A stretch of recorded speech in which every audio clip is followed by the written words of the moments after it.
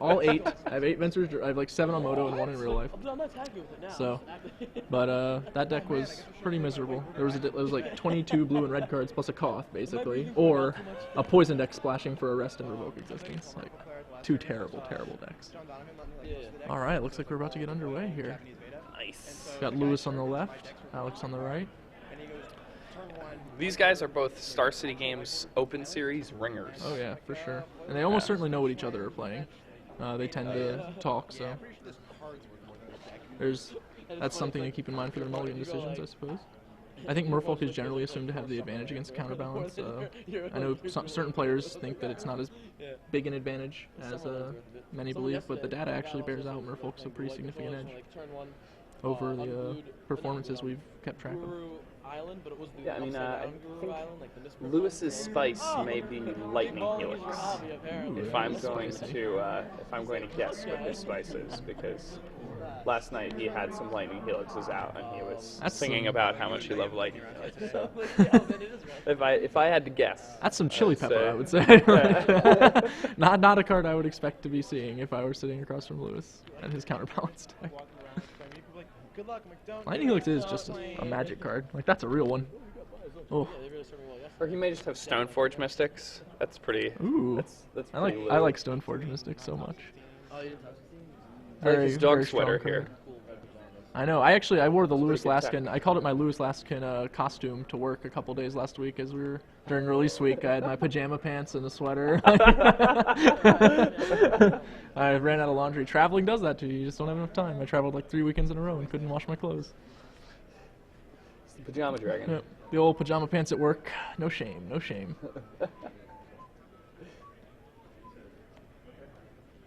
Looks like Lewis sending it back. When I was stuck in Kansas City, Lou was also stuck there. Both of us had our Yeah, flights I read canceled, that on and Facebook, then we were just stuck there. We had nothing to do.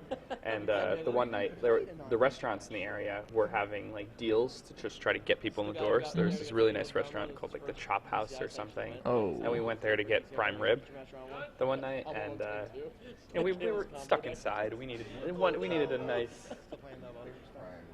Yeah, so I got prime rib. Rashad critiquing his choice of cuts. Okay, anyway.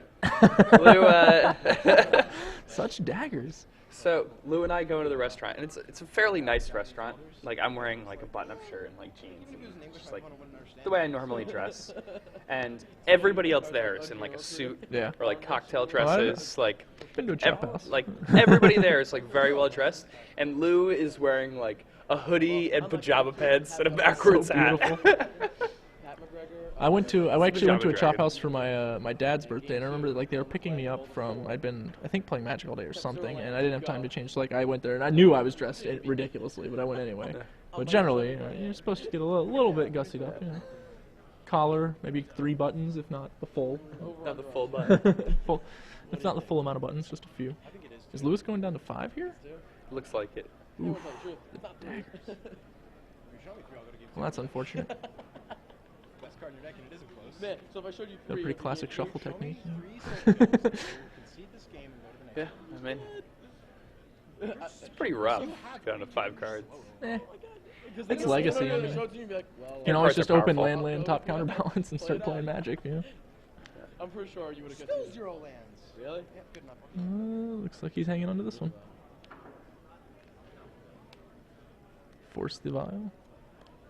Daze. Oof. This one's all over already. Yeah. Like that's pretty close. Past turn with no land. Was that a Mox Opal in there? No, that can't be right, can it? He has a Noble Herrick, my bad. Main deck Pithing Needle. Wow, what a master. Force of Will. Mastery does not always pay. Literally the best play in the format. Jerry's also main decking Pithing Needle using Trinket Mages to search it up. Which he said Adam Kozak was doing that as well, so I assume, yeah. Noble Herrick, counterbalance, neither Reliquary, Misty Rainforest. Oh, well, I guess we can start a little something here. Gonna play the Noble. That's back. Don't. Don't do it. Uh-oh. Yeah. It's a lot of action. And this is, Now, does he have access to a basic force? Because that might have been something to consider in this spot. The noble can get him the blue he needs. 4, 5, 6, 7, 5, 6, 2. Yeah, you're right. I mean, I don't think it's gonna. Honestly, I don't think it would I matter. don't think But it's really relevant. At like, this he's point. gonna die to that Coral Home Commander either way. And his opponent like has a Kira in play even. Yeah. Like it's not good. You bad news.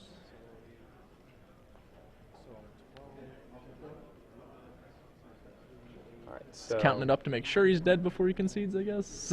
That's what it looks like. It's like, oh, that's $1 million.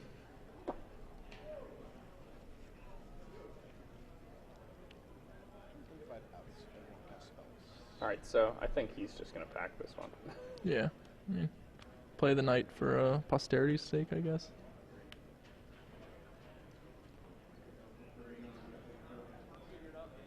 I mean, he's just not dead on board. He's just dead. Unless, whoop. Oh, never mind. My, how things change. An additional Lord of Atlantis and a additional or a new Merfolk Sovereign. And they're unblockable. Yep, that's a lot of damage. Island Walk. That game was not very close. Nope. Oh well. I mean, that can happen though with the in the matchup. It's when they stick that vial. You know, you just get rolled really fast. The double force. Ooh. Alex had all the creatures he wanted and just the right amount of counterspells to jam through everything he needed. And it's pretty rough in general when you have one of those hands where Yeah. you're like, I mean, the you're Merfolk mulling has so into much 5 and redundancy, you have yeah. to force something on turn 1 and then they daze it. It's like, oh, I have 3 cards in my hand. This is bad. Yeah. Oh, so gross. Between Daze and Force of Will and then all the Lords, like, Vial's the only real card the Merfolk deck doesn't have just a ton of. So hard to fight them early, and they're so good at just pushing the momentum of every game. I mean, the vial is just like against counterbalance decks. When you resolve it, like you always feel like you won already. Yeah, it's really difficult to fight. I mean, covering the San Jose finals, it was just a Vial in Game 3, basically. They just rolled Jerry all by itself. Yeah. His opponent just, you know, curved up, Goblin, Matron, like, Goblin Ringleader, like, just never stopped. I was watching that match, and it was basically, like, people in the chat were like, why did he keep that? And it's like, he has a Needle and a Matron. He actually can't lose. Like, or Vial and a Matron, Yeah, rather. like, Yeah, like, it was completely insane. and Jared, like, drew multiple fire spouts, just Yeah, couldn't fight you one can't Vial. beat. That's the thing. Goblins, so much card advantage. It can be an aggro deck, a combo deck, a control deck. You can shift all It of can be those all at modes. once, yeah. Like, so powerful. Combining Vial with Mana Disruption is actually just completely silly. Like, Merfolk tries to do it in the same way. Rather than disrupt your mana, it disrupts a different resource, your tempo, by countering the spells you play. But it's the same basic concept. Make you waste your turns doing nothing while they continue to swarm the field with dudes. They're ours, Rashad. We're using these. I thought those were presents.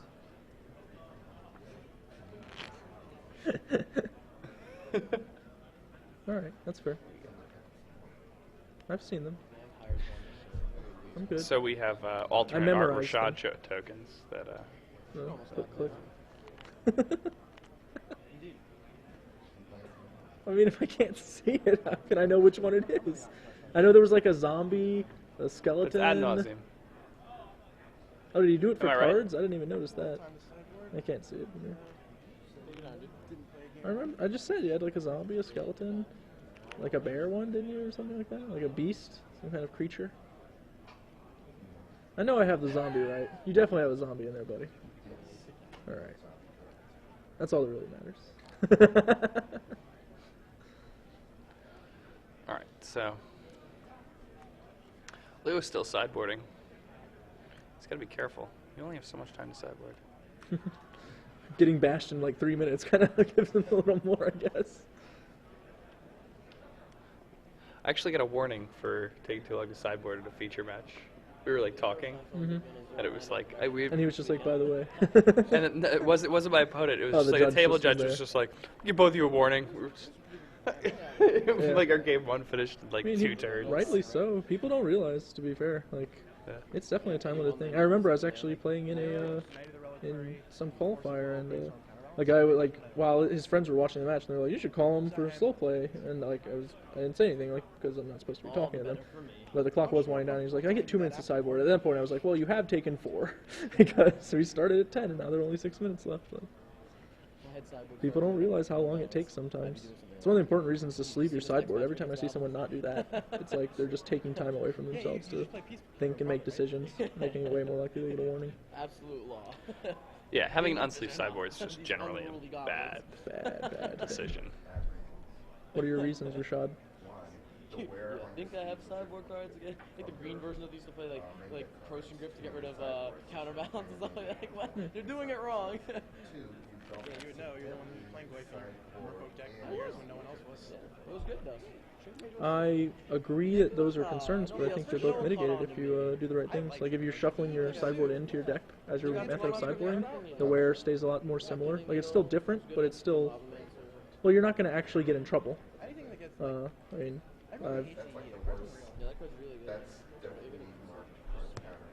it's not Mark Card's. It's not Mark Card's pattern if there's just minor wear on all your sleeves and it's like indistinguishable.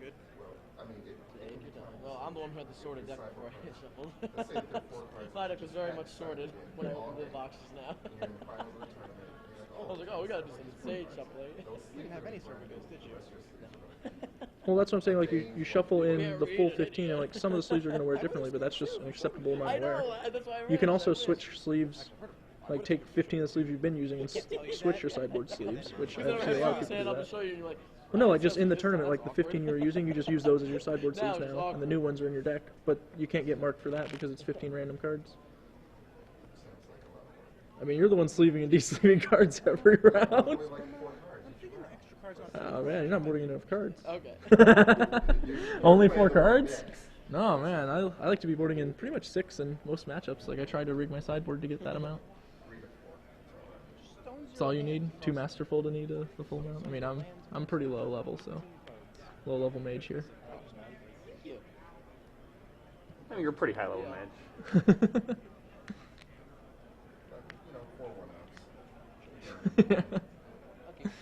Oh, I do love the bullets. Yeah, bullets make you feel so good. It's so bad sometimes, but it feels so good every time you're like, oh, I drew that 1 card. I remember in Atlanta, I was even telling you, like, we ran a split on removal, 3 Fallouts and 2 Lightning Bolts, and we always had the one we wanted whenever we wanted it. So obviously the numbers were perfect. Like, literally, like, I had the Lightning Bolt for the turn 1 Goblin Guide, and then the Fallout drew on turn 3 for the 2 Hellsparks and a Goblin Guide, and I'm like, ah, professional mage. Like, would have been completely wrong the other way. I'd have just been dead, but... Got a Pithy Needle early, I assume for Vile. Yeah, I assume he's going to name Vile with this no, needle. no days here, buddy. He may be contemplating. He's probably just trying to sell him on a force more than actually contemplating forcing it. Like he would just snap force it if he had the Vile. Wasteland. Interesting. Maybe he figures on the play he can actually keep enough tempo against Vile. Well, he's got a Vile. And he drew his own Wasteland. That's a little awkward. But I guess against the mono blue opponent, it's probably not that big a deal. Stoneforge Mystic. This could be exciting. Sort of Body and Mind. Probably Jitte. Sort of Fire and Ice. Oh, sort of Fire and Ice? Yeah. I don't know. That's interesting. Sort of Fire and Ice? Yeah, yeah. Well, he has the Jit in his hand, by the way. Yeah, yeah. Okay. Oh, he actually has his Jit. Okay. Yeah, he already has I mean, I his assume Jit. he runs a Jit. Yeah. I think you could search for just to keep the Merfolk player off it, generally. Silver revealing a Cursey.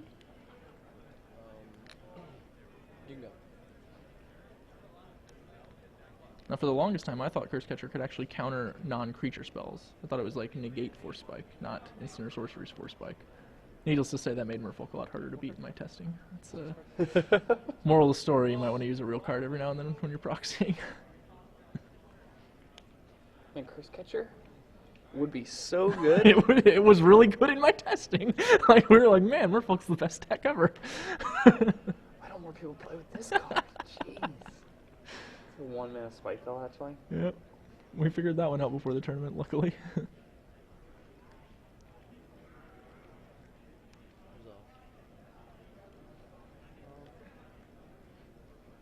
we got there? Is that another Mystic? Yeah. Is that a cold-eyed Sulky? Is it? I Oh, believe no, that yeah, is a you're right. cold-eyed That is Sulky. a cold-eyed Sulky. Ho, ho, ho. So another land next turn will enable some real shenanigans Yeah. with that sort of body in mind. Sulky Or Sweet. sort of Fire and Ice. Bleh. Made my joke and now I'm stuck on it. How horrible. You know one of them.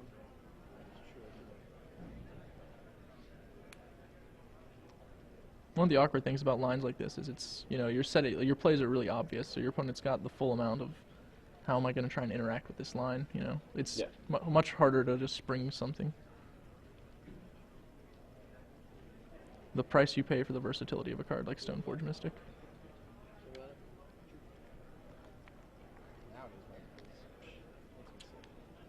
Alex doesn't actually have a Lord yet, so that makes it a lot easier to race him. Kira's pretty good here. It's the first time it's targeted by a spell or ability, correct? Yes. So Kira will be assisting him in the race by a lot. That's pretty awkward. We may wind up having to deploy the Jit instead of the sword in order to use the counters to break Kira's shields. If he can get counters on Jit this turn, then on the next turn he'll be able to actually sword up and kill a guy. Yeah. I think that's probably going to be what he winds up doing, but we'll see. If he has a different way to break the shields, that would be ideal. I mean, you want to start that clock and start drawing cards as quickly as you possibly can. Or, I mean, maybe he could just try and race. I don't think that's going to win him the game, but he could just send the 2 at the face every time. Nope. Alrighty. Oh, Submerge. Vomit. That's probably just going to be too much right there. So much tempo lost right here. Yeah. He literally just lost turns 3 and 4, basically. His opponent didn't even play a spell. Merfolk's so good. Or tap lands, I should say. Yeah. I mean, he's just... Bash you. I mean, imagine this game if Lou had named...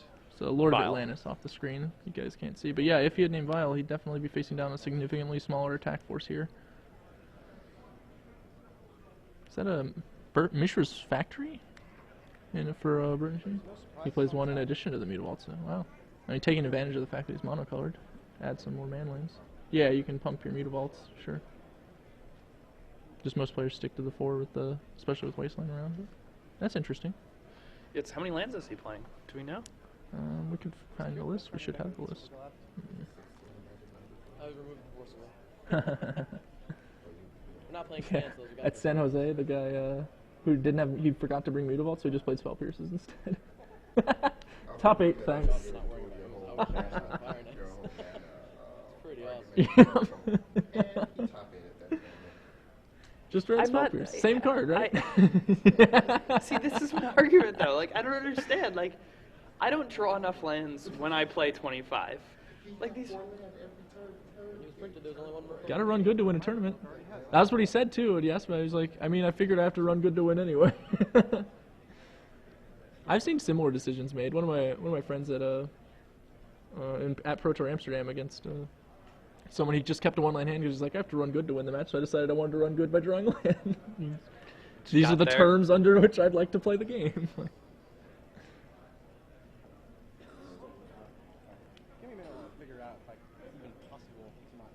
Take your time, Lewis. I'm not going to rush you at all. Lewis trying to figure out some combinations. No doubt discussing Play will likely be the various ways in which this board is horrible for him with Alex right now. Yeah. He's a narrator. I like narrators. I'm a narrator too, so. Yeah. It's like, well, this is awful. This is awful. I'm gonna get beat if I do this. All Florida players are narrators, I feel like. We're chatty. Yeah, that's true. Ben Stark, narrator. I don't actually think I talked to people until I started playing Magic. Magic literally was what made me a social person, so I don't think that's a good thing necessarily, but definitely we're chatty Cathys.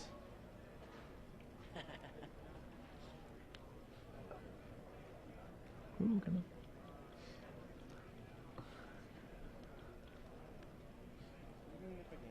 This looks so bad. Yeah, it Poor looks Lou. grim. I don't see a line. I'm no Louis Laskin, I suppose, but And he's looking for one, but I get the feeling he really. needs to crack his Misty. Like, I actually think he might have a just survive kind of thing here. Yeah, he's looking at the cure. I think he has a Vendilion click in his hand, but he can't play it as a blocker without. What is that a Vendilion? Yeah, it's a Vendilion. Gonna get rid of that Cold-Eyed Selkie, I guess. Yep. Swords, wow. That might actually be relevant somehow. Probably not. No, I mean he can block Kira. He's. Then you could target one of my creatures once. I appreciate it. Thanks. And then I can source it. The thing is, like, even in this spot, he's only close to, like, living more than anything else. Like, he's not actually close to winning. Like, there's not much difference between losing a turn later and just losing in a lot of spots. I mean, so does he survive even? No. After the block? No. He right? can't kill the Lord, so the Island Walk is gonna get Yeah, everything the else Island Walk through. just So runs that's it just through. enough to murder him. If he had, like, some other way. So I figure you're playing some Yeah, I was probably gonna lose to it, just confused but I thought it was more likely that you had wasteland. as to